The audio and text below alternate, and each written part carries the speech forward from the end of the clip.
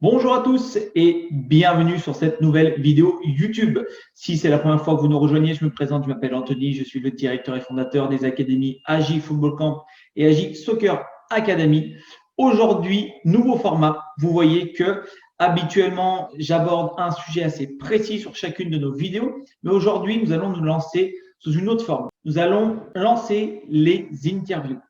Et pour cela, j'ai le plaisir et l'honneur d'accueillir pour cette première interview Yann Pupier. Vous verrez au travers de cette interview, Yann va nous décrire son parcours, va nous expliquer ce qu'il a aimé, va nous expliquer comment aujourd'hui il voit le football grâce à ses différentes expériences. Mais je ne vous en dis pas plus, je vous donne rendez-vous tout de suite après.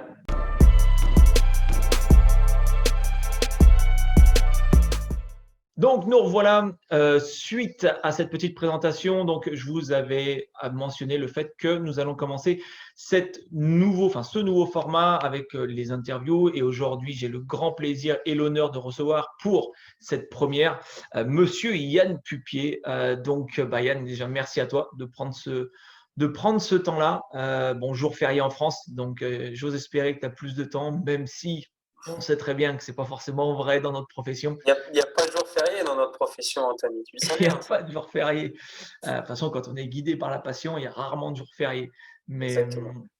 Mais ouais, donc merci à toi en tout cas d'être là avec moi aujourd'hui. L'objectif est très simple, hein, c'est tout simplement d'échanger déjà sur ce sport qu'on aime, le foot, sur ton parcours, parce que tu as un parcours quand même assez extraordinaire pour ton jeune âge. Et c'est surtout moi ce qui m'a motivé aujourd'hui à initier cet appel vidéo. Et grâce à ça, égoïstement, j'aurais pu le garder pour moi, nos échanges, c'est sympa, mais je trouve que tu as un tel vécu et tu as une telle trajectoire qui est super intéressante que du coup, ce serait égoïste de le garder entre nous. Et je pense que ça peut être bénéfique pour pas mal de jeunes joueurs qui nous suivent, aussi bien de ton côté, de ta structure, donc on en reparlera juste après, mais également de mon côté au travers les académies ou de la chaîne YouTube, qui peuvent peut-être soit se retrouver, soit tout simplement avoir des billes en plus qui leur permettent peut-être de passer un certain cap grâce à tout ça, quoi, tout simplement. Donc, concrètement, moi, je vais tout simplement te donner la parole, voir un petit peu ce que tu as à nous dire sur qui tu es, qu'est-ce que tu as fait et qu'est-ce que tu fais. Très bien. Merci, Anthony. Merci pour l'introduction. Déjà, tout l'honneur est pour moi. Le plaisir, il est partagé. On est dans un sport altruiste, mais tout le bonheur et tout l'honneur est pour moi. Merci de me recevoir. Je suis très honoré et très content.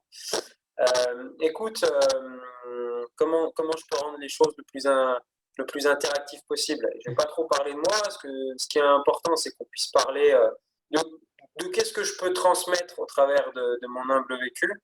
Et voilà, donc déjà, je suis enchanté de pouvoir avoir ce type d'échange avec toi. C'est l'avantage des nouvelles technologies et c'est vrai que toi et moi, on a pris l'habitude d'échanger énormément par WhatsApp et c'est un grand plaisir, c'est vraiment un grand plaisir. Je me suis fait mousser un petit peu, j'ai mis mon haut de Boca Junior parce que j'ai eu la chance d'entraîner là-bas. Mais voilà, j'ai pas la chance actuellement de revêtir des tenues souvent de mes anciens clubs, donc dès que je peux, j'en profite. Ouais. Qu'est-ce que En plus, celui-ci est relativement parlant. Oui, exactement. Et puis c'est une fierté, j'ai pas peur de le dire, voilà, c'est une vraie fierté d'avoir pu entraîner là. Pour me présenter succinctement, donc Yann, 30 ans. J'habite actuellement à Lyon, mais voilà, j'ai l'habitude de beaucoup avoir voyagé dans ma vie. Donc, et puis là, certainement que le futur va nous amener, m'accompagner moi, à être mobile de nouveau. Donc, je suis titulaire pardon, de l'UEFA, de la Fédération française de football, qui me permet d'entraîner au niveau R1 senior et au plus haut niveau national en jeune. Ça, c'est pour la France. Avec ce diplôme, on peut entraîner à l'étranger. Ça, Oui. c'est la particularité française parce qu'on a le DES entre le diplôme que j'ai et le diplôme d'entraîneur de football professionnel. Je suis titulaire également au niveau universitaire d'un master en préparation physique, mentale et athlétisation de l'université de Lyon, qui est une université réputée pour la prépa physique. Ouais, Donc, sûr, pour faire un résumé, j'ai suivi le cursus et j'ai commencé à entraîner à 14 ans en passant progressivement les diplômes jusqu'à 30 ans, là, donc via la Fédération française de football et via l'université. j'ai eu tout le versant préparation physique. Et après, je suis allé chercher, parce que je suis quelqu'un de très curieux, des formations à droite à gauche. Et je continue de me former. J'estime que la chance qu'on a dans notre métier, c'est que, et je pense qu'Anthony, tu seras d'accord avec moi, l'autre jour, on parlait de préférence motrice, toi et moi, je me Ouais. rappelle.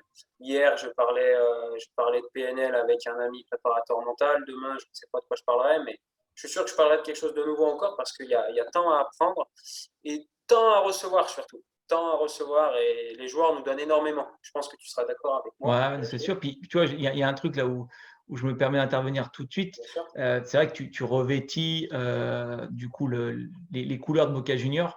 Un, parce que je pense que tu es un grand fan, mais deux, surtout, et ça, c'est ce que tu vas expliquer, je pense, par la suite, parce que tu y as travaillé, tu as coaché, tu as eu cette chance-là. Moi, je dis vraiment cette chance de coacher là-bas, avec toute l'histoire que ça implique. Mais surtout, là, quand je t'écoute, tu me dis, voilà, tu as commencé cette passion du coaching à 14 ans. Et après, tu es allé chercher et les diplômes et des recherches un petit peu à côté, sans cesse sur de la formation, etc.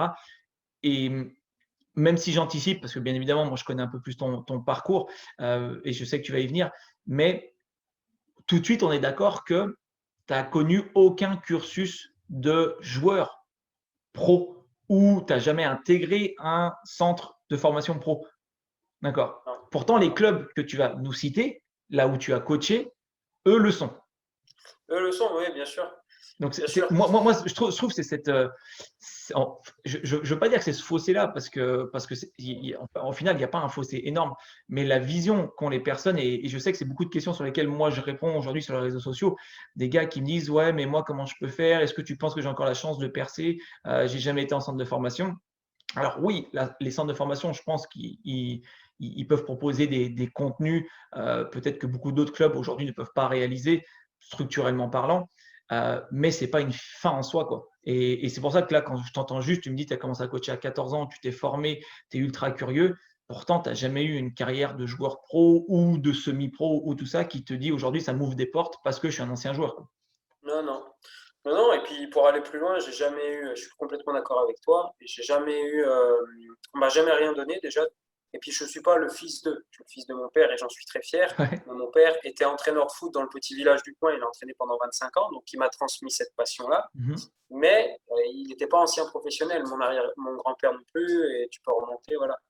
Non, effectivement, je pense que la grosse force de mon parcours, et c'est ce qui fait qu'à 30 ans, j'en suis où j'en suis, c'est que rapidement, très rapidement, mon père, très terre à terre, m'a dit, parce que comme tous les gamins, j'avais le rêve de devenir joueur professionnel, Ouais. il m'a dit assez rapidement, parce qu'il justement, il avait ses compétences d'entraîneur, que pour moi, c'était une utopie. Et rapidement, ben, finalement, je me suis, pas par, comment dire, pas par, je pense que tu vois ce que je veux dire, mais pas par second choix, mais rapidement, je me suis intéressé à l'entraînement. Je suis Ouais. passionné du football. Je me revois à 7 ans, j'écrivais, je lisais tous les journaux, et je suivais toutes les émissions des Coupes du Monde passées. Et je faisais des petits cahiers où je marquais le nombre de buts, le machin, qui avait gagné, quelle équipe. Ouais. Ouais, je suis vraiment passionné. Et en fait, si tu veux, le fait d'écrire des choses de foot, c'est ce qui m'a permis d'apprendre à écrire, en fait, plus qu'autre chose. Mais bon, je m'en mêle un peu les pinceaux. Non, Non, non, là mais où je je te je voulais te en je te revenir, rejoins et encore une fois, je te coupe, mais c'est parce que, je t'en prie, je t'en prie. en fait, c'est marrant, enfin, c'est marrant. Je ne sais pas si c'est un trait de caractère et peut-être qu'en fait, il y a beaucoup de nouveaux éducateurs ou même d'entraîneurs confirmés, qui ont peut-être la même chose, mais là, tu parles tu faisais les dessins et cetera. Moi, je m'en rappelle, j'ai commencé à coacher, j'avais 17 ans, donc je jouais encore, hein, bien évidemment. Moi, j'ai joué jusqu'à à peu près 27-28 ans, et je coachais en parallèle et c'est vrai que quand je coachais, quand je jouais, le soir, quand je rentrais, souvent, sur l'aspect sûrement plutôt préparation, gardien de but qui est ma spécialité, et ben, je rentrais, je notais l'entraînement parce que je le trouvais, voilà, j'ai eu la chance, en tout cas pour moi, c'est mon ressenti d'avoir eu des entraîneurs gardiens, avec tous une vision un petit peu différente, mais tous ultra complémentaires et c'est vrai que je sais que je rentrais le soir et je notais l'entraînement. OK, on a fait ça, là on a fait ça, ça permet de travailler le cardio spécifique gardien et on a fait 3 fois 3 minutes sur des ateliers et je le notais et je suis sûr que si aujourd'hui je rouvre certains cartons, je retrouve mes carnets avec ça. Mais et tu vois, et tu me parles tu faisais des dessins et en fait, moi, je me dis, et j'y pensais plus, hein, mais c'est la même chose. Et on est Bien animé de sûr. ça, quoi. Et je pense que c'est ça, quoi. C'est que c'est quelque chose qui nous plaît depuis le départ. C'est ça, c'est ça. Non, non, c'est ça. Ce qui nous anime et ce qui accepte, parce qu'il ne faut pas se leurrer, c'est de travailler de sa passion. C'est comment dire, c'est une opportunité, c'est une chance exceptionnelle, mais c'est aussi le revers de la médaille, dans le sens Mmh. où tu n'as jamais l'impression de travailler, tu comptes pas tes heures et ça a une répercussion sur ta vie personnelle. Je suis bien C'est passé sûr. pour le savoir, c'est beaucoup de sacrifices. Et sinon, toi comme moi, on n'en serait pas où on en serait aujourd'hui, à la tête de nos entreprises respectives. Je l'ai fait aussi ce que tu as fait, parce Mmh. que j'ai eu une petite carrière de joueur où j'ai joué plutôt jusqu'à 22 ans, jusqu'à que je signe à Anderlecht au centre de formation en Belgique.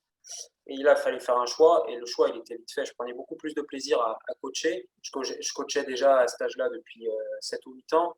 Donc, les idées étaient claires, en fait. Je voyais bien qu'est-ce que m'apportait chacun, et le plaisir était beaucoup plus marqué sur l'entraînement qu'en tant que joueur. Ouais. Moi, voilà, j'ai joué, maintenant ça s'appelle l'AD1, donc jusqu'au meilleur niveau départemental. Je pense que j'avais peut-être un petit niveau régional, mais je ne serais jamais allé au-dessus de la R3. Et donc voilà, et ça a été un complément en fait, parce que comme tu l'as fait, je l'ai fait aussi sur mes dernières années de joueur. Je notais les séances. J'ai eu la chance d'avoir plusieurs entraîneurs, parce que j'ai fait quelques clubs. Je n'étais pas un globetrotter en tant que joueur, mais j'ai fait Mmh. quelques clubs. Et le fait de changer de contexte, de changer d'entraîneur, de changer de partenaire, ça te fait apprendre et ça te fait réfléchir aussi en tant qu'entraîneur. Et je me rappelle que sur mes dernières années, c'était assez insupportable parce que je m'estimais, hein, toute proportion gardée, plus compétent que mes entraîneurs. Et du coup, voilà, il y a des choses qui ne passaient pas, quoi. Je pense que c'est ce qui m'a peut-être fait arrêter aussi. C'est que je voyais le discours, et vu que j'avais un petit niveau et que je développais des compétences en tant qu'entraîneur qui étaient peut-être au-delà du niveau auquel Mmh. je jouais, parce que j'avais mes limites, voilà, j'étais frustré en fait. Et je pense Et que ça a participé à me faire basculer aussi. et c'est marrant, encore une fois, enfin, je souris parce que j'ai eu cette discussion, il y a un petit moment, mais avec quelqu'un qu'on connaît très bien tous les 2, et je lui proposerais de faire ce style d'interview parce que c'est vraiment quelqu'un aussi que j'aimerais avoir sur la chaîne, qui est Antoine Prudhomme, qu'on Ouais, bien connaît très sûr. bien. Et je me rappelle qu'on avait discuté de ça, où il me disait qu'il avait vite switché sur le côté joueur coach, parce que dans son processus de formation d'entraîneur, bah, il sentait que c'était pas la priorité pour lui de devenir joueur professionnel, et enfin il en avait pas l'aspiration, mais du coup il sentait qu'il commençait à avoir plus de bagages que son coach à lui, et que ça devenait frustrant pour lui. Du coup, bah, en fait, il n'arrivait plus à mettre de lien entre ce que le coach lui demandait par rapport aux nouvelles compétences que lui, il était en train d'acquérir. Et il disait que du coup, par rapport à ça, il prenait moins de plaisir à jouer parce qu'il n'arrivait plus à mettre de sens. Et tu vois, c'est ce que tu dis là-dessus quand tu arrives à une certaine échelle, on va dire, de compétences en termes d'entraînement. C'est vrai qu'il y a des fois, c'est compliqué de te poser, de rester purement dans ton rôle de joueur, quoi. Bien sûr. Non, c'est sûr. C'est sûr. Mais tu vois, ce à quoi ça m'amène, et je pense que c'est une ligne directrice pour moi, euh, c'est le travail en fait. C'est le travail, et en toute sincérité, je pense pas que j'étais prédestiné, je crois pas au destin ou quoi que ce soit, mais je me revois avoir une discussion en quatrième avec ma prof principale qui dit à mon père, mais votre fils, il est fait pour des études générales, donc on parle d'un lycée, voilà, seconde, première et terminale, Mmh. classique. Je la regarde avec des yeux, leur dire, mais non, mais moi, laisse tomber, c'est pas fait pour moi, moi je suis fait pour. Et il y a pas de mieux ou de moins bien, il n'y a pas Oui, de oui. jugement, hein. Mes métiers manuels sont magnifiques. Voilà, l'entièreté de ma famille est sur les métiers manuels. Mon frère est boucher et l'autre est charpentier. Donc si tu veux, voilà. Moi, je sais rien faire de mes mains, tu vois, donc c'est aussi une frustration. Mais pour ça, te dire que, et si tu veux, ça a été un déclic. De me dire, mais attends, mais elle croit en moi. En troisième, je passais plus de temps à faire l'imbécile que vraiment étudier, donc j'ai Ouais. redoublé ma troisième. Et là, ça a été un déclic. J'ai changé de lycée, je suis arrivé dans un lycée beaucoup plus strict. Ça m'a donné un cadre. Et à partir de là, en fait, ça a commencé. Et D'accord. en fait, si tu veux, voilà, lycée. Et en fait, le lycée, c'était pas agréable parce que j'étais pas un élève brillant. Il me fallait beaucoup, beaucoup travailler. Et ça, je pense que tu te reconnais aussi, Anthony. Ouais. Il fallait beaucoup travailler pour avoir le même résultat que les autres ou des résultats convenables pour passer un échelon et puis avoir le bac. Le bac, je l'ai à 11,40 en ayant pris des cours à côté. Tu vois, enfin, vraiment, je me suis mouillé le maillot. Là où certains, voilà, sans forcer, ils avaient la mention. Et je suis arrivé à la faculté et là, j'avais plus l'impression j'étudiais, mais je faisais ce que j'aimais en fait. Ouais. Le premier jour, ça m'a plu qu'on parle de sport sous toutes ses déclinaisons, avec les T'aimais la bioméca? sciences. Comment? Tu aimais la bioméca? La bioméca, c'est la seule, on voit que tu le connais, hein. C'est la Ouais. seule, c'était intéressant, c'est juste que c'était trop matheux pour moi et que j'arrivais pas à l'encadrer, mais ouais, la neuroscience, la physiologie, l'anatomie, la bioméca, comme tu l'as dit, et puis toutes les sciences appliquées, de découvrir d'autres activités, de voir, c'était génial. Et aujourd'hui, hein, et ce parcours-là, je me revois en troisième à redoubler où j'étais une tête à claque, franchement, hein, je pensais plus à faire l'imbécile que vraiment avoir un projet scolaire et professionnel. Mhm. Et maintenant, à 30 ans, où je suis chercheur, où j'ai eu des publications dans des revues littérature, mais en fait, ce qui m'a drivé, c'est le travail, c'est la passion. Du moment que je savais ce que je voulais et pourquoi je le voulais, et ben, ça filait droit, quoi. Et Ah, c'est après, ben, clair, hein. tu mets les moyens. Et donc, vas-y, parle-nous un peu plus du coup de l'aspect sportif. Tu parlais, voilà, enfin pas ton ambition, mais ta volonté et ton envie du coup de coacher dès tes 14 ans et qu'après, voilà, tu as passé tes diplômes étape par étape, etc. Mais voilà, tu as cité un deuxième club de renom quand même Ouais. dans ton discours. Donc, ouais, est-ce que tu peux nous faire un petit peu on va dire l'historique de tes clubs et notamment bah, les 3-4 gros clubs dans lesquels tu as coaché et puis voilà, comment tu as vécu ça surtout? Bien sûr, bah oui, bien sûr, avec plaisir. Donc j'ai commencé à entraîner à 14 ans donc, au club de mon village, Saint-Martin-en-Haut. J'ai pris la responsabilité assez tout de suite des U9, U7, U9. Après, je suis passé sur les U13 label. J'ai fait le tour en 5 ans voilà, de l'école de foot. Et j'avais besoin de me challenger. Et puis ça a coïncidé avec ma première année de fac. Donc je suis allé dans un club, moi j'étais dans un club rural, et je suis arrivé Ok. dans un club plus urbanisé qui était Tassin-la-de-Millau. Donc là, j'ai eu la responsabilité des U15. On est monté de D2 à D1, si je me rappelle bien. On a gagné un tournoi international en Croatie. Et écoute bien ce que je vais te dire, c'est mon meilleur souvenir d'entraîneur. C'est mon meilleur souvenir d'entraîneur. En Le tant tournoi en qu'entraîneur, Croatie? comment? Le tournoi en Croatie? Ouais, ah ouais, c'était l'Amphora Cup, c'était exceptionnel. Ce que j'ai D'accord. vécu avec ces gamins qui maintenant, pour certains, rentrent dans la vie active, c'était exceptionnel. Pourtant, j'ai entraîné dans des clubs professionnels, j'ai eu des expériences de ouf, mais en tant qu'entraîneur, c'était ma meilleure expérience. Et alors, Euh, juste, prenons quand même quelques minutes. Qu'est-ce qui te fait aujourd'hui dire et surtout ressentir l'humain, que c'est ça, l'humain. Si l'humain? tu veux, il y avait une bande de gamins. Bon, c'était en 2012. Ça fait un peu fou de parler comme ça parce que mais j'étais parti quasiment tout seul avec 14-15 gamins. J'avais quasiment pas de remplaçant, donc tout le Hmm. monde jouait. On arrive dans un tournoi où on ne parle pas la langue, on joue des Croates, des Autrichiens, des Allemands, des Slovaques. On est Ouais, des là, Serbes, j'imagine. ouais, des équipes un peu de l'Est. Et puis de fil en aiguille, on arrive à passer les poules, c'est tendu, on arrive en quart, en demi, et puis en finale. Et en finale, il y a tout le stade qui nous regarde, les hymnes nationaux. Et pour des gamins, moi Super. qui l'ai vécu en tant que joueur, d'avoir gagné un tournoi international, et voilà, en tant que joueur, c'est mon meilleur souvenir. C'est un tournoi international qu'on a gagné en Suisse, j'étais capitaine. De mettre la main sur le cœur à gauche là, et de chanter la Marseillaise, Ouais. je peux te garantir que c'est des expériences exceptionnelles. Et de l'avoir vécu en tant qu'entraîneur, c'était fantastique de partager ça avec ces gamins qui étaient les premiers que j'ai eu au foot à 11. Voilà. Donc là, en fait, c'est l'humain qui parle. En fait, tu vois, Et j'ai Ah, gardé de très bonnes relations c'est avec beaucoup de ces super. gamins. C'est super, c'est super. Ouais, vraiment, vraiment, c'est vrai que, et je te rejoins. Je pense que ce métier-là, même si aujourd'hui il est très dataisé, beaucoup de statistiques, beaucoup Ouais, de choses comme ça, mais tu n'enlèves pas le fait que tu fonctionnes avec l'humain et qu'il y a une part d'imprévu, il y a une part d'inconnu, il y a une part de choses tu peux faire ce que tu veux, tu ne maîtriseras pas, mais c'est ce qui fait toute la beauté du truc. bien sûr. Et c'est ça qui te fait vivre ces expériences et ces émotions-là. Donc ouais, c'est clair. Donc ouais, tournoi vainqueur, surtout du tournoi en Croatie. Et Ouais. ensuite, Donc là, on est en 2012 et s'achève mon épopée un peu à Tassin. Et donc là, bah, j'ai l'opportunité de rejoindre Anderlecht. Donc j'ai 22 ans. Enfin, j'ai l'opportunité, je me suis créé l'opportunité. Il existait un partenariat entre la faculté française et la faculté belge. C'était la première année. Et moi, il était hors de question que j'aille là-bas et me mettre les mains dans les poches, juste à poser mes fesses sur les bancs de la fac. Je voulais avoir un stage voilà, vraiment qui était cohérent. Et j'ai eu plus qu'un stage. J'ai eu vraiment un poste à Anderlecht où j'étais responsable de la préparation physique, ce qu'on appelait l'académie à l'époque, des U11 au U14. D'accord. Donc, juste avant l'entrée au centre de formation. Et en fait, j'ai envoyé un mail à plusieurs clubs de Belgique. Et puis, l'un de ceux qui m'a répondu, donc là, j'y suis allé au culot. Et tu verras que l'histoire s'est répétée avec Boca Junior. Et le directeur technique reçoit mon mail, il me répond dans la foulée, quand vous êtes de passage en Belgique, passez nous voir, on verra ce qu'on peut faire. J'ai Le pas lendemain, tu attendu étais en d'être de Belgique. passage. Ah bah non, j'étais jamais allé en Belgique de ma vie. J'ai pris mon billet d'avion, mon billet de train, je suis monté en Belgique, j'ai fait un premier entretien.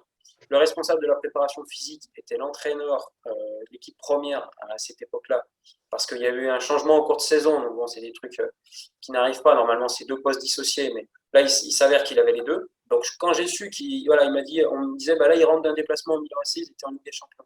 J'ai pris un coup de pression. Je me suis dit, oula, quand je vais revenir, j'ai intérêt à bien avoir travaillé. Je rentre, on est le samedi, je rentre le dimanche, je prépare tout un PowerPoint, je passe mon dimanche à travailler. Là où j'aurais pu me dire, allez, je vais me reposer, je vais profiter, je vais savourer. J'avais rien obtenu, donc il n'y avait pas de raison que je savoure. Ouais.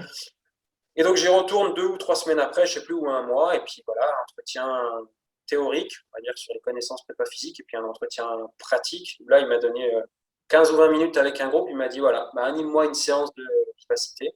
Comme ça, sans te prévenir. Non, je ne savais pas sur quoi j'allais tomber. Je savais que j'aurais certainement une activité sur le terrain à encadrer, mais je ne savais pas. Et je suis tombé avec beaucoup de joueurs qui aujourd'hui sont professionnels. C'est la génération Tillmans, tu sais, qui joue à Leicester. Ok. Ouais. Et je suis tombé avec ces gars, en fait. À l'époque, ils étaient en U16, U17, je ne sais pas. Tillmans, il était surclassé parce que c'était vraiment un top. Et donc voilà. Et donc, et je fais ma première année d'expérience à Anderlecht. Extraordinaire, tu as 22 ans, à chaque fois que j'allais au club, j'avais les yeux qui brillaient, tu découvres le haut niveau.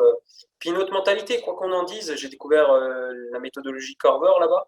Tu avais beau être pas très loin de la France, c'était une approche différente et c'était super enrichissant. Pouvoir connaître ça à 22 ans, ça n'a pas été toujours facile, je le reconnais, hein, franchement, mais ça a été hyper enrichissant, hyper enrichissant.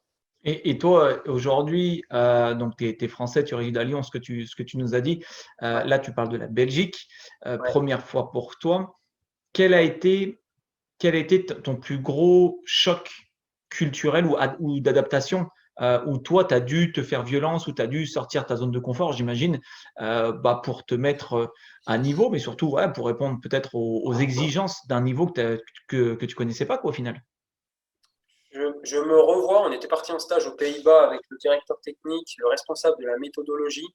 Tu vois, déjà, des mecs qui à l'époque, il y a eu toujours Dirk Gilsing et Jean Kindermans.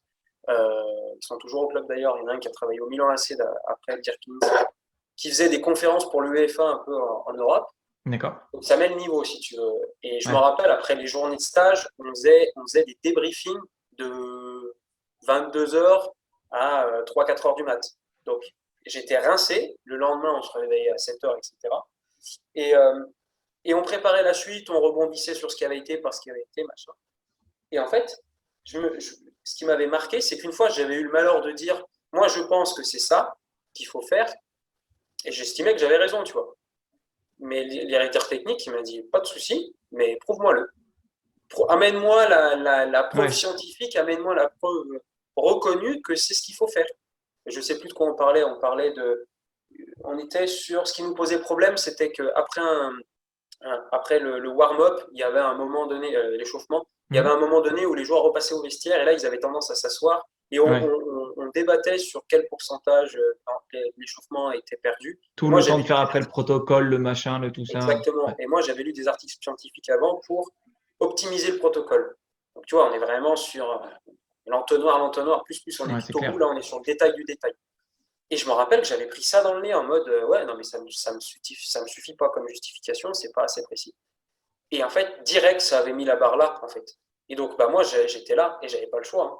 Il fallait que je grappille et que je me rapproche de ce niveau-là. Et ça, de se prendre ça dans la gueule, excuse-moi de parler un peu vulgairement, mais à 22 ans, voilà, c'est un cadeau. Ça te met le cadre de travail tout de suite. Ouais, mais exactement. Et après, je pense que c'est pas triste ce que je vais dire, hein, et c'est pas prétentieux, mais c'est l'une des dernières fois où j'ai été vraiment très surpris, tu vois. très surpris du haut niveau au football. Parce qu'après, tout découlait en fait. Tout découlait. Voilà, je me rappelle, on était en table ronde, il y avait tout le monde, j'avais dit ça, je m'étais mal senti, tu vois. Et ça a vraiment fait un déclic derrière. Je me suis dit, tu reconnaîtras plus ça. Et voilà. Et après, c'était des suites logiques. Oui, ça se passe comme ça au niveau parce qu'il y a cette exigence-là, parce qu'on est on est sur telle filière, parce qu'on travaille ça. Voilà. Après, j'ai été surpris, bien sûr, d'autres fois, Oui, mais moins. On va dire que je me suis dit, ok, c'est comme ça ici, et j'ai moins pris une claque. Mais c'était formateur. C'était vraiment mais formateur. tu vois, moi c'est là où aujourd'hui je fais le parallèle avec beaucoup de jeunes joueurs. Du coup, que moi j'ai dans mes académies, hein, parce que moi j'ai des joueurs qui ont on va dire entre 15 et 22 ans. Donc, c'est encore des jeunes joueurs, parce que même Tout à les fait. plus vieux qui ont 21, 22 ans, ça reste quand même des très jeunes joueurs. Tout à fait. Et c'est vrai que certains ne comprennent pas l'exigence qu'on souhaite mettre. Toi, je sais que c'est la même dans ta structure, on y viendra juste après, mais c'est vrai que nous, au sein des académies, que ce soit de manière très individuelle ou les membres du staff, on essaie toujours de pousser le curseur un petit peu plus haut. Ok, le mec, il a fait résultat A. Le lendemain, on veut qu'il fasse le résultat B. Mais Oui. lui, il est en train de nous dire, oui, mais tu sais, le A, je l'avais jamais fait, c'est déjà bien. Oui, mais Ouais. c'était hier, c'est fini ça. Ouais. C'est Arrête. ça. Et toi, on est toujours là et c'est là, et le haut niveau, et du coup, enfin, moi, je le comprends comme ça sur l'histoire, et en tout cas, l'exemple que tu viens de donner par rapport à Anderlecht, c'est que, ouais, c'est très bien ce que tu nous dis, mais va plus loin. Il faut C'est ça. va toujours plus loin, va plus loin, C'est va ça. plus loin, C'est va ça. plus loin. C'est ça. Et c'est ça, et c'est si tu as cette capacité d'adaptation et de te faire mal, parce que je pense que tu aurais très bien pu réagir en disant, ah bah non, en fait, ouais, non, je peux pas vous le prouver. Bon, bah, la prochaine fois, je me tais. Et puis en gros, je ne veux pas dire que tu t'enfermes un peu, mais tu Ouais. vois, tu vas faire ton petit travail comme demandé, mais tu vas pas essayer de te challenger.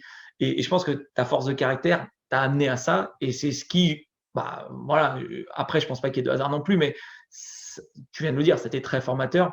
Et c'est ce qui a dû te pousser pour bah, encore aller enfin, je ne veux pas dire des clubs encore plus huppés, parce que ce n'est pas forcément le cas, mais des clubs encore enfin, prestigieux avec des histoires de fou, quoi. Bien sûr. Non, c'est sûr. Mais tu as utilisé le bon mot. Il m'a challengé, en fait. Ça m'a challengé. Mm. Alors, ça n'a pas toujours que des bons côtés d'être très exigeant envers soi-même et de jamais se satisfaire de ce qu'on a. Moi, je pense que c'est ce qui m'a permis à 30 ans d'en être où j'en suis, encore une fois. Mais voilà, il y a des fois, tu traverses des moments un peu délicats, tu vois, parce que l'exigence poussée à outrance, ça joue sur ta santé. Ouais, Moi, je c'est sais que dur. des fois, j'ai mis le genou un peu à terre parce que voilà, j'étais dans l'excès. Et il faut trouver cet équilibre. Aujourd'hui, je me sens beaucoup plus équilibré. J'ai cette chance, et tu le vis aussi, d'être mon propre chef, donc d'organiser mon emploi du temps comme je l'entends. Et du coup, si j'ai envie de dire, oula, là, j'ai un peu trop tapé dedans, il faut que je prenne Ouais. un peu de recul, je peux le faire beaucoup plus facilement.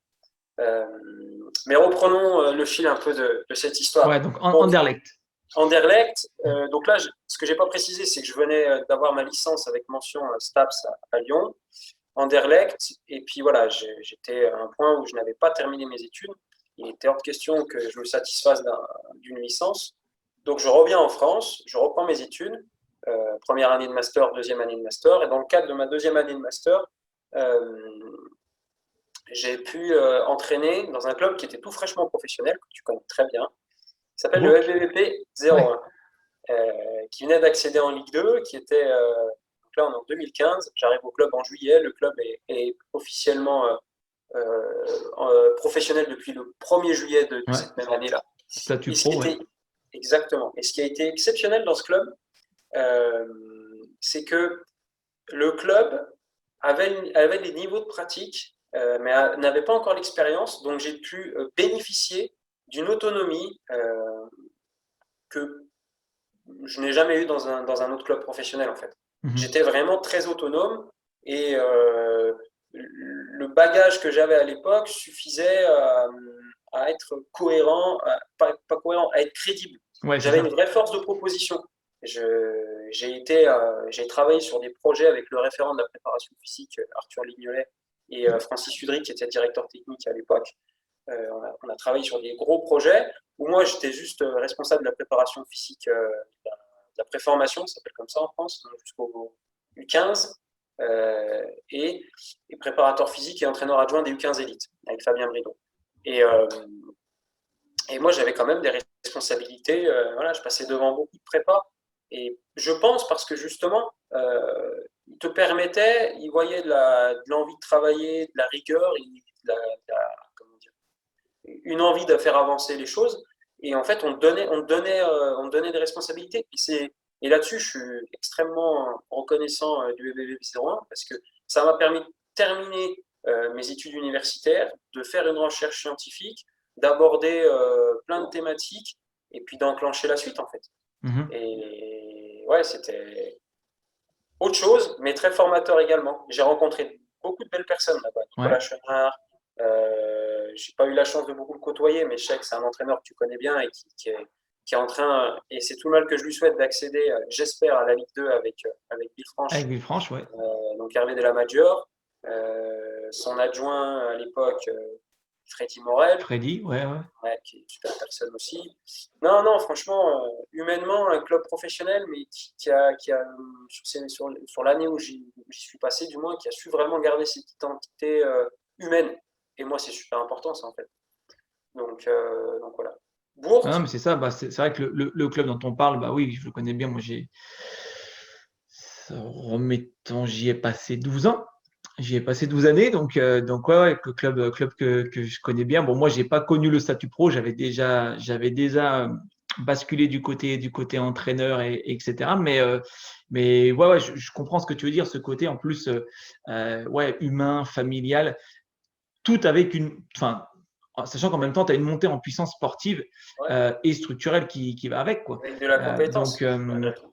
et je pense que pour toi, ça a dû être, comme tu l'as dit, ultra formateur et en plus, ça a dû te donner une certaine confiance, en plus de la crédibilité que le club te permettait. C'est ce que tu t'expliquais, quoi. Mais c'est-à-dire que tu sortais d'Anderlecht et on te laissait peut-être pas carte blanche, mais en tout cas, on te laissait un champ libre Oui, relativement large qui te permettait, bah, toi, d'expérimenter des choses, tout à de fait. faire. Et je trouve que c'est ça. Et moi, j'ai cette vision-là du métier de coach qui est que ouais, tu es vraiment un chercheur, quoi. Il y C'est a un ça. jour, tu proposes une séance. Je pars toujours du principe aussi que on réinvente pas le foot, quoi. On s'appuie sur des choses déjà existantes. Après, chacun a sa méthode, a ses manières, mais l'idée, c'est vraiment d'aller dans ce sens-là en disant, tiens, j'ai vu une séance comme ça, ou je connais ce genre de séance, je vais essayer de l'adapter par rapport bah, à mon nombre de joueurs, à mes profils, à mon objectif, tout ça. Et puis, tu es toujours en train de tester, en fait. Tu es toujours en train de tester. Je suis pas sûr que tu aies beaucoup de coachs qui arrivent avec des convictions qui, aujourd'hui, mettent le pied sur le terrain et qui, à 200%, te disent, non, non, mais ça, je fais ça, ça marche. Tu vois, je ne suis pas convaincu. Je pense qu'il y a toujours ce côté confiance, doute. Tu vois, Oui, oui, c'est inhérent. je Oui, teste, je suis convaincu que ça peut amener quelque chose, mais voilà. c'est inhérent au métier d'entraîneur. Même des Mhm. mecs comme Guardiola, comme Marcelo Bielsa, que j'affectionne tout particulièrement, ils sont animés par le doute aussi. Voilà, c'est ce qui fait de ce métier. C'est ce qui te pousse. Ouais, c'est ce qui, c'est, le doute te pousse aussi, bien sûr, mais c'est ce qui fait de ce métier un métier super difficile et, et un peu névrosé. Mais ouais, ouais, non, Mhm. c'est clair, c'est même complètement, hein. Mais non, c'est sûr, c'est sûr. J'ai eu cette chance-là à ce moment-là de bénéficier de conditions optimales pour faire mes connaissances. Et ouais, je remercie le club. Et, Euh, donc, du coup, là, parce qu'en plus, tu viens de citer notamment Bielsa, et tu disais que tu affectionnais tout particulièrement, alors je pense par rapport aux méthodologies de travail, à la ouais. rigueur, à plein de choses que tu pourras peut-être développer, mais surtout, je pense que tu l'affectionnes aussi parce que bah, après, tu as eu la chance, c'est après, hein, dans la chronologie, quand C'est la saison suivante. c'est ça, où tu rejoins Boca Junior. Ouais, ouais, ouais. Alors ça, Comment ça s'est fait? Non, parce que c'est quand même dingue. On parle, enfin, je fais la rétrospective très rapide, hein, parce que peut-être qu'il y en a qui ont avancé rapidement sur l'interview, mais on parle quand même d'un petit gars de village qui commence à coacher son équipe de village, qui passe un petit peu dans la banlieue à côté et qui se retrouve au monde pro et qui finit à Boca Junior, quoi. ouais, à 25 ans. Ouais, 25 ans. Donc, comment ça s'est fait? Au culot. Ouais. On n'a qu'une vie, il faut oser. Il y a une je le savais pas à l'époque, hein, mais il y a une, comment dire, il y a un article scientifique qui est sorti il n'y a pas longtemps qui questionnait les gens sur leur lit de mort. Qu'est-ce qu'ils regrettaient dans leur vie? 95% des gens, c'est pas l'argent, hein. C'est l'amour ou c'est le fait de ne pas avoir osé. Le fait de ne pas avoir osé. Si tu oses pas, tu sais pas. Qu'est-ce qui s'est passé en Belgique? J'ai envoyé 7 lettres de motivation. J'ai eu 3 réponses. Sur les 3 réponses, il y avait Anderlecht. C'est avec Anderlecht que ça va. À Boca Junior, c'était pareil. Donc déjà, Boca Junior, il faut le situer, c'est un club du quartier populaire de Buenos Aires, qui est une capitale avec 14 millions d'habitants, 48 quartiers, d'un quartier à l'autre, c'est une autre ambiance, c'est comme si tu changeais de ville. Et tu as 14 clubs professionnels. 14, dont le grand rival, River Plate. River Plate qui est basé dans le quartier de Núñez, qui est le quartier riche. Et Boca Junior, déjà, avant même de pouvoir envisager un jour aller en Argentine, qui était un pays dont je rêvais depuis que j'avais 7 ans, parce que l'Argentine m'a fait découvrir le foot, Maradona m'a fait découvrir le foot. Enfin, c'est vraiment une belle histoire. L'Argentine, je ne serai pas objectif, je suis complètement subjectif parce que c'est un pays dont je suis amoureux. En plus, j'ai eu la chance humainement de partager cette aventure avec ma compagne. On a vécu ensemble à Buenos Aires et c'était juste magnifique. Mais pour revenir à ta question, donc je sais qu'on va partir en Argentine. J'envoie un CV je savais pas qu'il y avait 14 clubs à l'époque, mais j'en envoie quelques-uns. Et la chance que j'ai eue, c'est que le directeur technique avait joué en France et en Belgique. Et quand il a dû voir, je présume, il ne me l'a jamais vraiment dit, mais quand il a dû voir Anderlecht, ça a dû lui donner un gage de confiance. Je pense, je ne sais pas, je n'aurai peut-être jamais la certitude, il n'y a pas d'historique pour ça, mais que je suis le seul Français à avoir entraîné à Boca Junior à l'instant T, tu vois. Je ne dis pas jouer, hein, je dis entraîner. Et je ne parle pas de l'équipe première, hein, moi j'étais au centre de formation, mais voilà. Et donc j'ai eu la chance de me retrouver en tant que préparateur physique au centre de formation de Boca Junior, qui à l'époque était à San Justo, qui était dans la périphérie de Buenos Aires. Donc je me levais à 5h, 4h30, 5h, je ne me rappelle plus. J'avais 1 heure pour aller jusqu'au centre d'hébergement des joueurs, 1 heure pour aller au centre d'entraînement, parce qu'on avait réunion à 7h30. Tous les entraîneurs de toutes les catégories grandes, donc on va dire à partir de là. Donc attends, c'est comment? Je ne me rappelle plus, mais ça correspond à U15, on va dire. Et tous les entraîneurs n'avaient pas entraînement à la même horaire, mais tous les entraîneurs on devait tous se réunir, entraîneurs et préparateurs physiques, à 7h30 pour faire une réunion jusqu'à 8h avec le directeur technique. Et les séances avaient lieu entre 8h et midi. Tu savais quand tu commençais, tu savais jamais comment tu terminais. Et ça, c'était exceptionnel. D'avoir des joueurs complètement à ta disposition, à qui tu pouvais mettre 1 heure, 2 heures, 3 heures de séance dans le nez, pas de problème. De 8h à midi les séances? Ouais, alors en fait, les premières commençaient à 8h, 8h30, temps installé, je ne me rappelle plus exactement. Puis tu avais une deuxième slide en fait. Et je crois que c'était un truc comme ça, U4, U15, U16, U17, entre 8h30 et 10h30. Tu avais quand même un minimum de créneaux, mais si tu voulais dépasser, tu pouvais parce qu'il y avait tellement de terrain. Et les plus grands après, tu vois, U18, U19, U20. Parce que tu avais vraiment une équipe par catégorie d'âge. Et ce qui était assez exceptionnel, Boca Junior, je pourrais t'en parler, on pourrait faire une interview que sur Boca Junior. C'est que le directeur technique, c'est lui qui validait et qui animait. Déjà, il validait tous les contenus tactiques quand c'était pas lui qui les préparait, tu vois. Donc, il en préparait énormément et il en animait énormément. Donc lui, en fait, il tournait sur les camps, enfin sur les différents terrains, pour que ce soit lui, la plupart du temps, qui anime le contenu tactique. Et moi, au début, ça m'a choqué. Je me suis dit, mais c'est une décrédibilisation de ces entraîneurs, tu vois. Et en fait, un jour, je lui pose la question, parce qu'on avait cette proximité, en fait. Je pense que j'ai pu avoir accès à ce mec aussi parce que, tu sais, quand tu as la barrière de la langue, parce que je parlais pas très bien espagnol, tu as une autre écoute. Et du coup, moi, je sais que je posais les questions directement et lui, il n'avait pas de peur de me répondre aussi directement. Et je lui ai dit, mais vous n'avez pas peur de décrédibiliser vos entraîneurs comme ça? Il me dit, assis-toi. Il me dit, à ton avis, qui c'est qui va sauter s'il y a des mauvais résultats? Tu crois que c'est les entraîneurs en premier ou tu crois que c'est moi? Et je dis, vu la question, je pense que c'est vous. Voilà. La réponse donc, est dedans. Si je dois sauter, je veux sauter avec mes idées et pas celles des autres. Et j'avais trouvé ça exceptionnel, en fait. Ça te met encore dans le bain du professionnalisme. Tout à fait. C'était accepté par les entraîneurs, en fait. Et c'est ça que j'ai trouvé fort. C'est que là, j'avais trouvé une vision, et il y a d'autres trucs qui étaient à 180 degrés différents, 360 degrés de différence avec ce que moi j'avais vécu en Europe, que ce soit en Belgique ou en France. En France, j'ai fait plusieurs clubs, tu vois, on ne les a pas énumérés, mais il y en avait plusieurs. Et c'était mais à l'opposé. Charge additionnelle à partir de 13 ans, le sportif, tu vois, un lapsus. Le joueur est avant tout considéré comme un athlète. Des séances tactiques qui duraient 45 minutes, 1 heure et quart. Enfin, vraiment, c'était le cœur de la séance et ça durait. Ouais, et les entraîneurs avaient la pression du résultat aussi. Okay. Parce que tu es Boca Junior, tu connais peut-être ça un peu en France, quand tu es Marseille, Lyon, Paris Saint-Germain, je ne sais pas, mais incomparable. Quand tu es Boca Junior, il faut gagner, quoi. Coûte que coûte, il faut gagner. Et vraiment, les équipes qui nous affrontaient en jeunes, c'était toujours la guerre. En fait. Et je reconnais que j'ai pas vu que des belles parties de football, tu vois.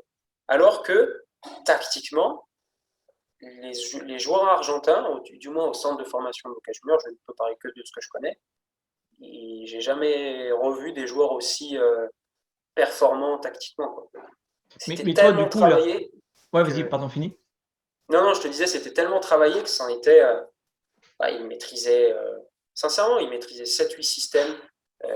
À l'intérieur de 7-8 systèmes, il maîtrisait 3 ou 4 animations différentes. Non, c'était impressionnant. On avait les vidéos des adversaires dès le début de la semaine, on avait des comptes rendus. C'était très, très, très, très professionnel. Même, je pense, avec du recul, un peu trop poussé. D'accord. Après, c'est dans la mentalité. Oui, c'est C'est pas ça. une légende. Les joueurs argentins, ils laissent leur vie sur le terrain, quoi. Mais vraiment, vraiment. Et du coup, c'est ça, c'était ma question, c'est dans le sens où là, tu nous as évoqué dans l'espace de quelques années au final, parce qu'on parle de quoi? On parle de 3-4 ans entre les 3 clubs que tu viens de citer, là, Anderlecht, Bourg-en-Bresse et Boca. 3-4 ans, ouais, c'est ça. Ouais. Ouais. Et quelle différence tu as noté entre les 3 en termes de culture foot? Alors là, tu as un peu commencé déjà à répondre par rapport à Boca, mais qu'est-ce qui t'a le plus choqué sur chaque pays, quoi? Mais quand je dis choqué, c'est pas forcément négatif. C'est qu'est-ce qui t'a interpellé le plus aujourd'hui sur chaque pays? Parce qu'au final, tu as été dans 3 pays différents avec, je dirais presque 3 cultures différentes, même si peut-être Anderlecht et Bourg-en-Bresse, Belgique, Ouais. France, on a une culture sensiblement identique. Mais tu as toujours été dans un rôle de centre de formation. Donc au final, tu as pu voir sur des catégories équivalentes peut-être d'autres aspects d'autres visions de travail, d'autres choses, quoi. Donc, comment toi, tu as vécu ça et qu'est-ce qui t'a impacté ou choqué le plus? Ce qui m'a le plus marqué, c'est peut-être par pays, c'est l'exigence d'Anderlecht. Ça revient à ce que je te disais tout à l'heure. C'est la passion de Boca. Et pour avoir fait, du coup, entraîner dans ces 3 pays, c'est de me rendre compte qu'en France, on ne s'en rend pas compte, mais on a une chance exceptionnelle parce qu'on a des techniciens, des tacticiens, on les appellera comme on veut, qui sont très compétents. La force de la France, c'est sa pluridisciplinarité. C'est le fait qu'il y a beaucoup de courants. C'est ce qui, des fois, joue des tours aussi dans des clubs où tu n'as pas une uniformité. Mais tu as une telle richesse en France parce que tu as des gens qui sont, malgré ce qu'on croit, footballistiquement très ouverts, un peu trop frileux à mon sens, mais très ouverts. Tu arrives à avoir des choses très, très diverses d'un club à l'autre. Et tu vois, c'est marrant que tu dis ça parce que ce matin, je lisais juste un gros titre, en fait, mais Guy Lacombe, ancien DTN de la Fédération française de foot, qui parlait un petit peu de la formation des entraîneurs français et des joueurs français. Et il disait, lui, que le joueur français, c'était un caméléon, justement, et que ce n'était pas anodin si aujourd'hui le joueur français était le joueur qu'ils appellent le plus bankable partout dans le monde. Bien sûr, bien sûr. Et c'est à l'image. Les entraîneurs français, on ne sait pas se vendre. Alors, je ne vais pas rentrer dans ce débat parce que c'était il y a quelques semaines, quelques mois, c'est encore très à la mode comme discussion, mais on ne sait pas se vendre. Moi, ce qui m'a marqué, c'est qu'en Belgique, je me faisais chambrer parce que j'étais français, parce qu'il y a cette proximité, on faisait des blagues, mais on était jaloux. Et en Argentine, je suis arrivé, on m'appelait presque monsieur parce que j'étais français et parce qu'à l'étranger, on jouit de cette notoriété, en fait. L'entraîneur français est réputé. Et le simple fait d'avoir un passeport français et d'être entraîneur de football, ça te donne déjà, voilà, alors ça ne veut pas dire que tu es compétent, hein, mais on te regarde déjà d'une autre manière. Et ça, je l'ai vraiment senti en Argentine, si tu veux. Et c'est très agréable de te dire que par un concours de circonstances, parce qu'on ne décide pas où on est ou quoi que ce soit, tu es tombé dans un pays où il y a une vraie compétence, une culture différente Ouais. de la Belgique ou de l'Argentine, mais une vraie qualité en fait. Voilà, j'ai pas peur de le dire. Je suis pas d'accord avec tout ce que fait la Fédération française de football en termes de formation de ses cadres. J'ai l'UEFA et je suis bien content de l'avoir et je ferai tout pour, si je devais repasser le BE, je le repasserai parce que ça m'a donné cette ouverture-là. Mais il y a des. Voilà, moi, le fait en fait d'avoir voyagé aujourd'hui, c'est comme si j'étais un druide, que j'avais mis plusieurs produits, que je les avais mélangés et que j'ai fait ma potion. Et Mhm. aujourd'hui, j'ai mes convictions, j'ai mes croyances, j'ai mes doutes, j'ai encore les domaines sur lesquels je peux progresser. Mais tu vois, c'est pas le fait de se dire c'est que comme ça.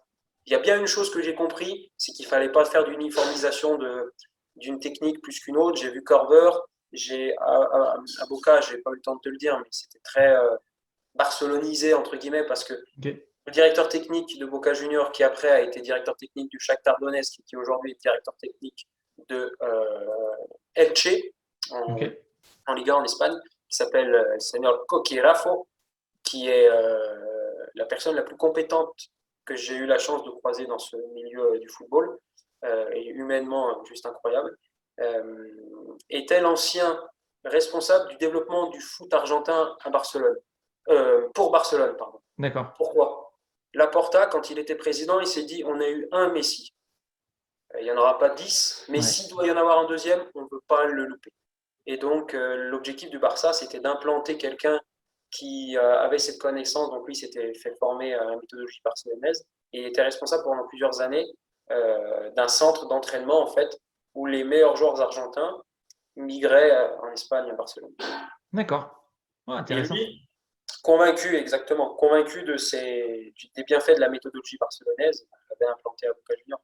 Et en fait, si tu veux, c'est ça ce qui est exceptionnel, c'est que des croyances, des convictions impactent des clubs et que d'un club à l'autre, en fonction des histoires de chacun, ben, t'as pas les mêmes.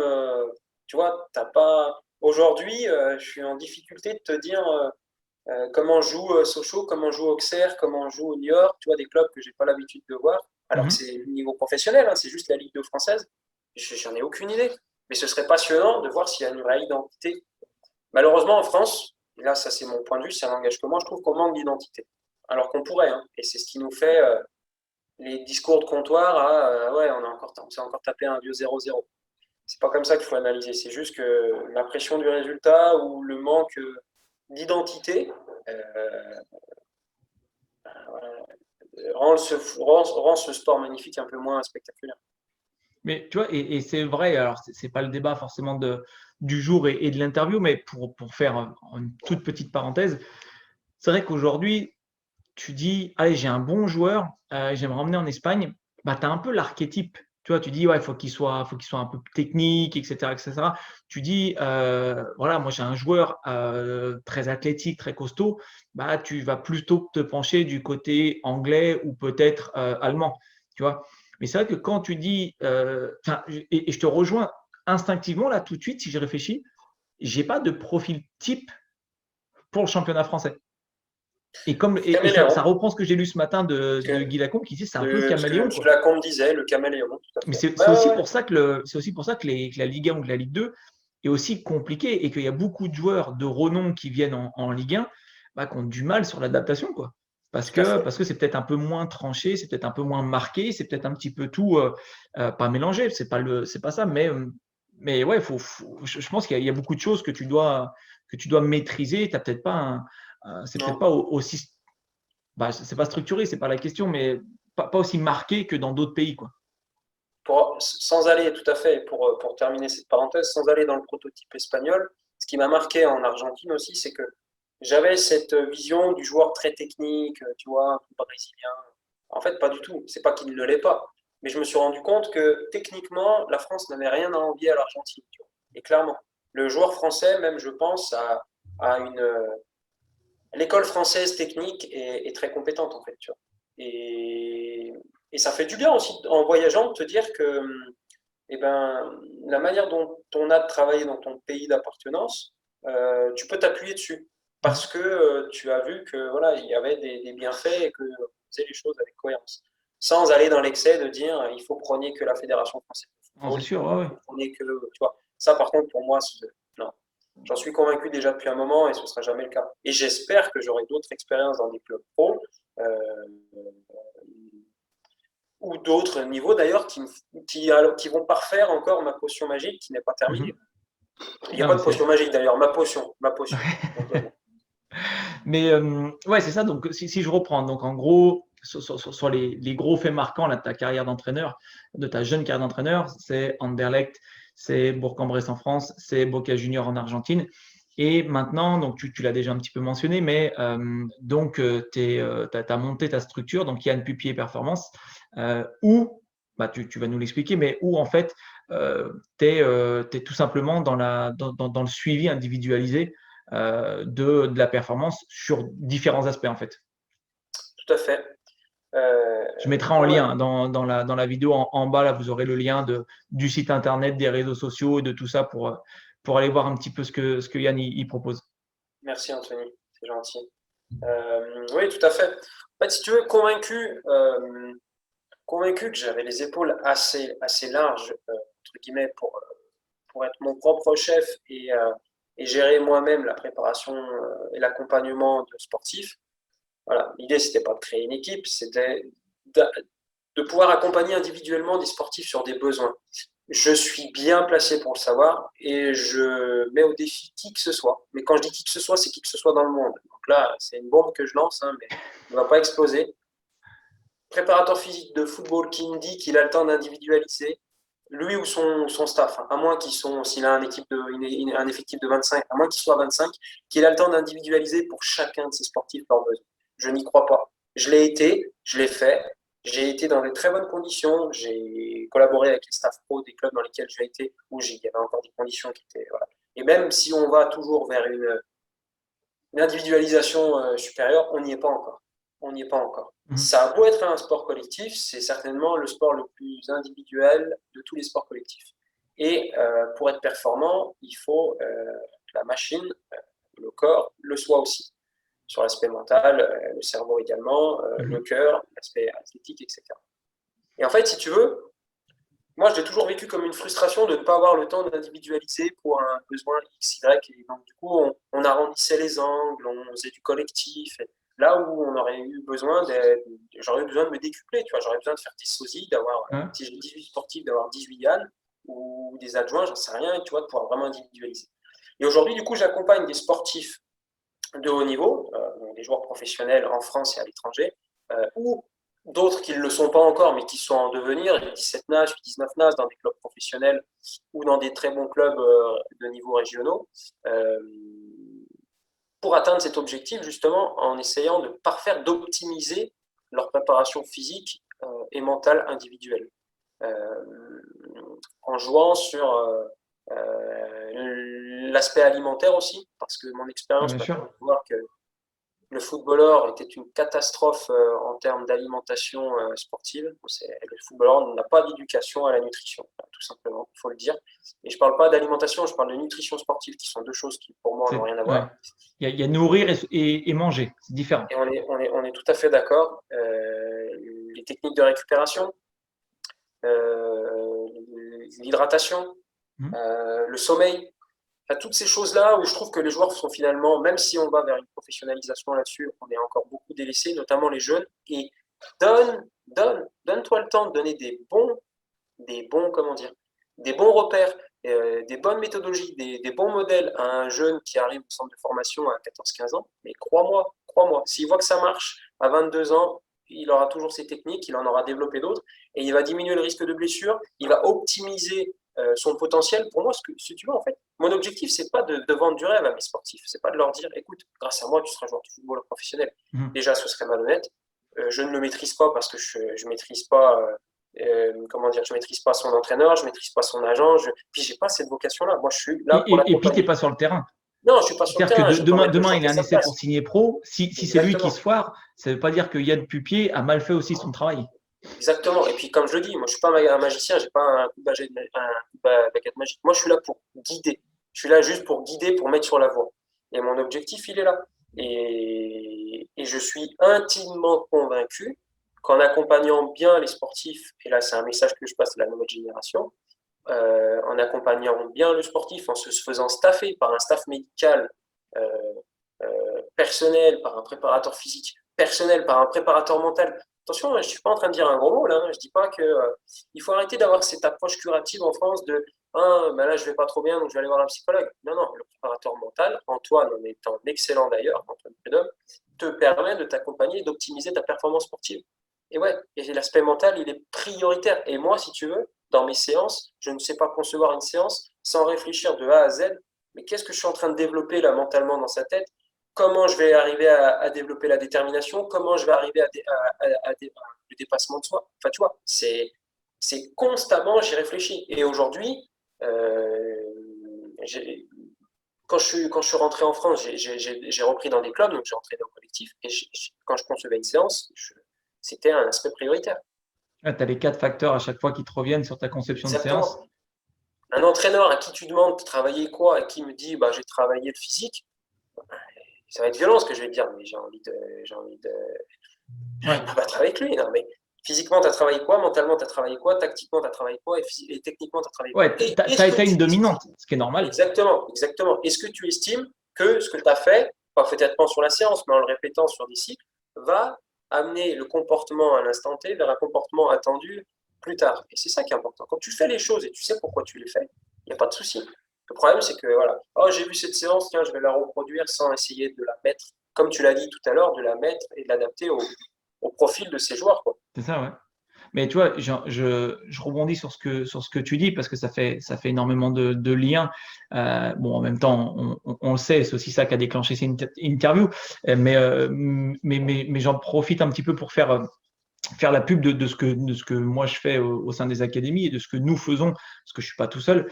Mais tu as mentionné quelque chose et qui est en fait, moi, le point de départ de cette idée de conception d'académie. Alors, l'idée réelle ne vient pas forcément que de moi, mais de l'académie telle qu'elles sont maintenant, parce que, encore une fois, j'ai propriétaire de 2 académies, une en France, une au Canada. L'idée, c'est de pouvoir apporter une attention particulière à chaque académicien que aujourd'hui les clubs ne peuvent pas apporter. Je ne dis pas que les clubs ne veulent pas apporter, c'est que les clubs ne peuvent pas apporter. Et encore une fois, je reprends tes mots parce que c'est exactement ça, et je trouve qu'ils sont justes. Moi, je ne suis pas là et je ne vends aucun rêve à tous mes académiciens. Peu importe d'où ils viennent, peu importe dans quelle structure ils sont, que ce soit en France, que ce soit au Canada, parce que j'ai eu déjà la chance de travailler avec des personnes qui venaient d'Afrique, avec des personnes qui venaient du coup d'Amérique du Nord, avec des personnes qui venaient de l'Europe. Donc pareil, ce melting pot-là est ultra riche, mais il y a déjà beaucoup, et je le dis, qui me disent « Ok, mais si je viens, est-ce que je vais signer pro ?» Je dis bah, « Déjà, si tu as cette réflexion-là, c'est que tu n'as encore pas compris le métier. » Premièrement. Mais surtout, moi, la chose sur laquelle je m'engage et tout le staff qui travaille derrière, sur lequel on s'engage, c'est qu'on fera au travers de contenus collectifs un travail d'individualisation sur tous les aspects. Nutrition, prépa athlée, prépa mentale, préparation de projet, parce qu'aujourd'hui, tu te destines à faire du foot ton métier. On ne te jette pas dans la jungle comme ça. Il y a aussi un moyen de ok, mais comment ça se passe? Et puis quand je vais aller en essai ici, il y a un peu des codes entre guillemets à respecter, à connaître, etc. Et aujourd'hui, moi, ce qui fait la différence, je ne sais pas, mais en tout cas les retours qui font qu'aujourd'hui, moi je sais que je suis sur la bonne voie avec ce genre de projet-là, c'est ce que tu as dit, c'est que le staff pro, il fait tout ce qu'il peut, mais il y a une telle pression du résultat parce que du jour au lendemain, ils peuvent tous sauter, qu'aujourd'hui, passer 3 heures à discuter tous les jours avec chaque joueur, ils n'ont pas le temps. Ils n'ont pas le temps.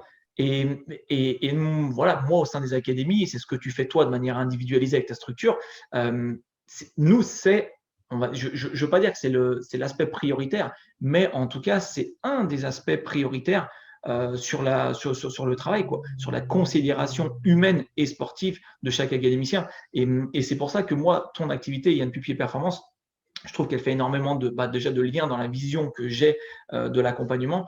Mais surtout, ouais, ce que tu disais, c'est qu'à la fois, tu as des sportifs pros, déjà confirmés, des jeunes qui font tout pour, et puis tu essayes d'harmoniser ça. Et je trouve que moi, je te suis sur les réseaux sociaux et on échange régulièrement. Voilà, tu as cette vision latine, tu as cette vision européenne, voilà, as créé ton truc. Là, tu parlais de la potion, du druide, tu as créé ton propre truc. Et aujourd'hui, tu as des résultats parce que voilà, enfin, les gens iront voir sur tes stories, sur tes machins, mais tu as des résultats et c'est pas anodin non plus, quoi. C'est pas anodin non plus, mais parce qu'il y a un réel travail derrière tout ça, que le gars, il a pas juste fait ses 50 minutes de séance avec toi, merci, au revoir, passe une bonne journée. Il y a un accompagnement derrière qui est juste colossal, qui est 3 fois plus demandant que la séance sur le terrain, quoi. C'est sûr. Ah oui, c'est sûr, Anthony, c'est ça. Mais justement, tu m'as fait la passe décisive parfaite, je suis obligé de marquer le but là. C'est la passion qui. Là, c'est encore un message que je. Alors là, c'est vraiment un pavé dans la mare. C'est plus une bombe, c'est un pavé dans la mare. Je sais que ça fera peut-être cheat, mais c'est ma conviction à moi et je sais que c'est la tienne aussi. C'est la passion qui doit amener ces jeunes joueurs à tenter d'être professionnels. Ça ne doit pas être autre chose. Ça ne doit pas être l'argent, ça ne doit pas être la notoriété, ça ne doit pas être les grosses voitures.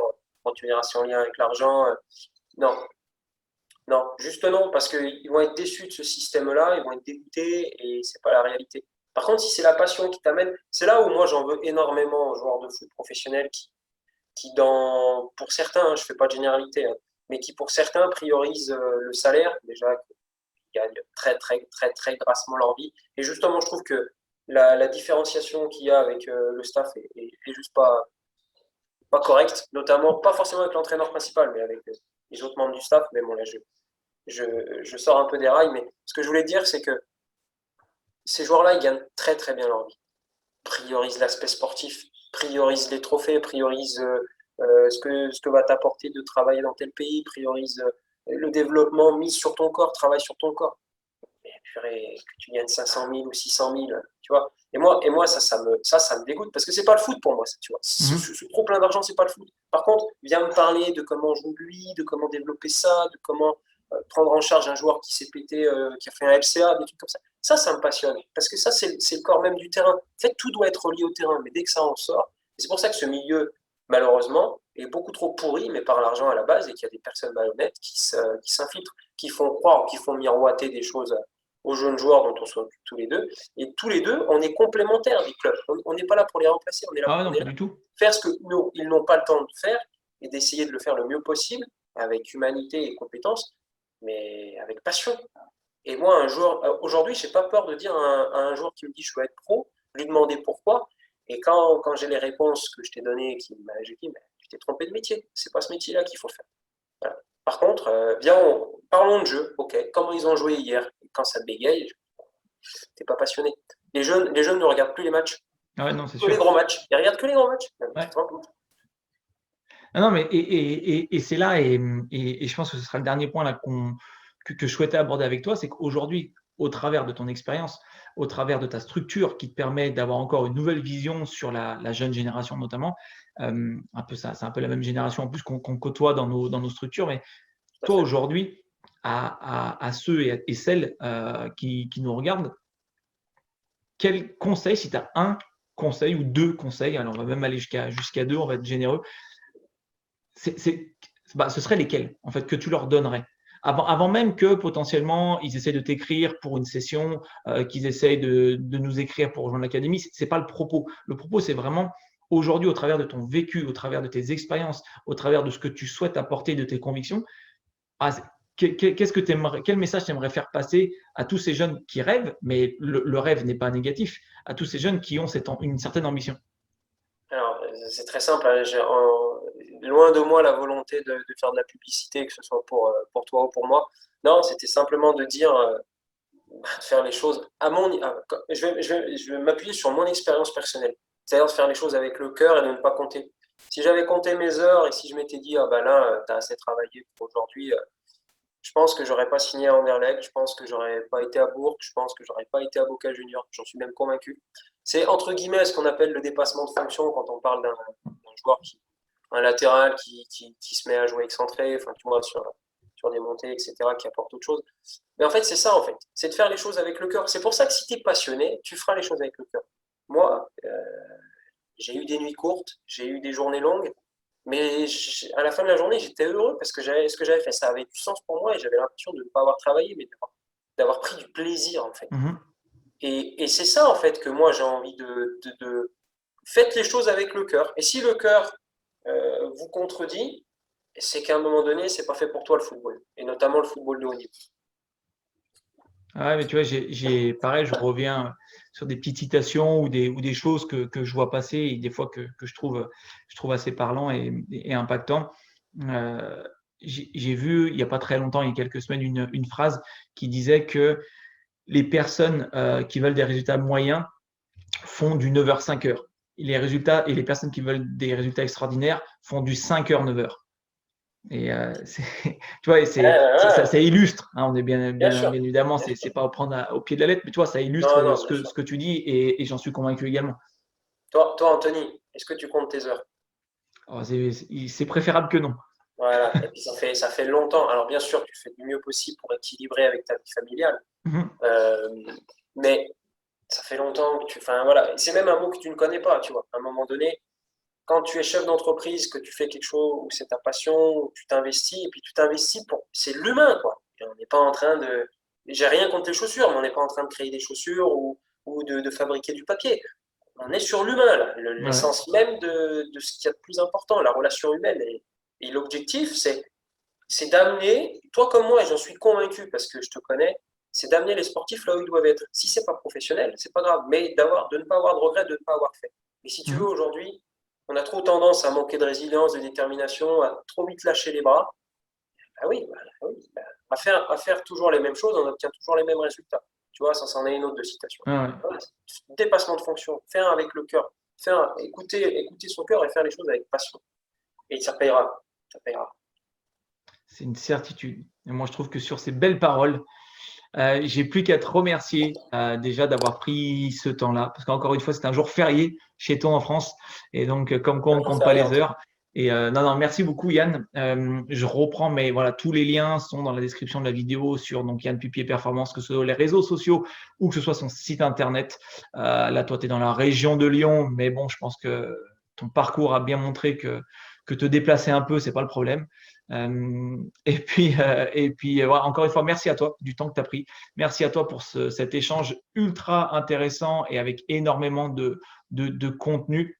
J'espère que tous ceux qui vont regarder cette vidéo, ça leur apportera ou ça va les amener à une certaine réflexion. Quoi qu'il en soit, si je parle à tous ceux qui vont regarder cette vidéo, si vous avez des questions qui vous viennent, n'hésitez pas, les commentaires sont faits pour ça. Posez un maximum de questions. Moi, je ferai en sorte de répondre à chacune d'entre elles.